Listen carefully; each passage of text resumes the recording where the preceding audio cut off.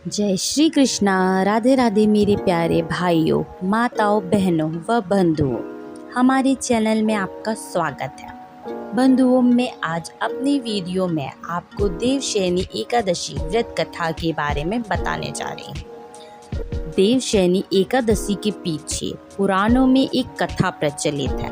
बहुत समय पहले की बात है।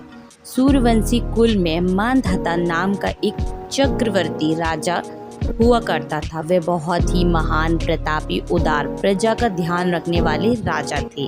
उस राजा का राज्य बहुत ही सुख समृद्ध था, धन धान से भरपूर मात्रा में था। वहाँ की प्रजा राजा से बहुत प्रसन्न रहती थी, और हो भी क्यों ना, क्योंकि राजा प्रजा का बहुत ही ध्यान रखता था। साथ ही वे धर्म के अनुसार सारे नियम करने वाले थे।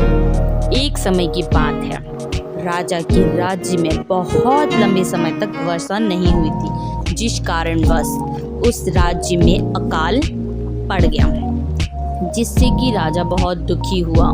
राजा इस संकट से उबरना चाहते थे। राजा चिंता में डूब गए और चिंतन करने लगे कि उनसे आखिर क्या पाप हो गया है। इस संकट से मुक्ति पाने के लिए कोई उपाय खोजने के लिए एक दिन राजा सैनिकों के साथ जंगल की ओर प्रस्थान करते हैं। राजा वन में कई दिनों तक भटकते रहे, और फिर एक दिन अचानक से वे अंगिरा ऋषि के आश्रम में जा पहुँचे। उन्हें अत्यंत व्याकुल देखकर अंगिरा ऋषि ने आखिर उनसे उनकी व्याकुलता का कारण पूछा। तो राजा ने ऋषि को अपनी और अपने राजवासियों की परेशानी का विस्तार पूर्वक वर्णन सुनाया। राजा ने ऋषि को बताया कि किस प्रकार उसके खुशहाल राज्य में अचानक अकाल पड़ गया है। न जाने किसकी कुदृष्टि उसके राज्य पर पड़ गई है। राजा ने ऋषि से निवेदन किया कि हे ऋषि मुनि, मुझे कोई ऐसा उपाय बताएं जिससे कि मेरे राज्य में सुख समृद्धि पुनः लौट आए। ऋषि ने राजा की परेशानी को ध्यानपूर्वक सुना और कहा कि जिस प्रकार हम सब ब्रह्मदेव की उपासना करते हैं, किंतु सतयुग में वेद पढ़ने का तथा तपस्या करने का अधिकार केवल ब्राह्मणों को है, लेकिन आपके राज्य में केवल एक शूद्र तपस्या कर रहा है। आपके राज्य में आज अकाल की दशा उसी कारण से है। यदि आप अपने राज्य की पूर्ण खुशहाल देखना चाहते हैं तो उस शूद्र की जीवन लीला को आप समाप्त कर दीजिए। यह सुनकर राजा को बहुत अचंभा हुआ, और राजा ने कहा कि हे ऋषि मुनि, आप ये क्या कह रहे हैं? मैं ऐसे किसी निर्दोष जीव की हत्या नहीं कर सकता।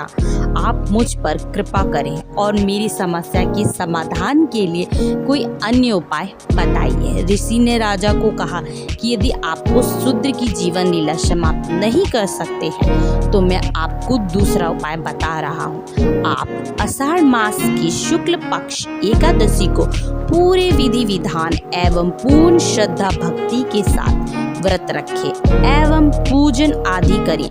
राजा ने ऋषि की आज्ञा का पालन करते हुए अपने राज्य में पुनः वापस आया तथा राजा एकादशी व्रत पूरे विधि विधान के साथ किया, जिसके फलस्वरूप राजा के राज्य में वर्षा हुई, जिससे अकाल का संकट भी खत्म हो गया तथा पूरा राज्य पहले की तरह हंसी खुशी रहने लगता है। ऐसा माना जाता है कि एकादशी व्रत सभी व्रतों में सबसे उत्तम होता है एवं इसकी कथा सुनने या सुनाने से सभी पापों का नाश होता है। तो ये थी आपकी आज की एकादशी व्रत कथा। राधे राधे। जय श्रीमन नारायण।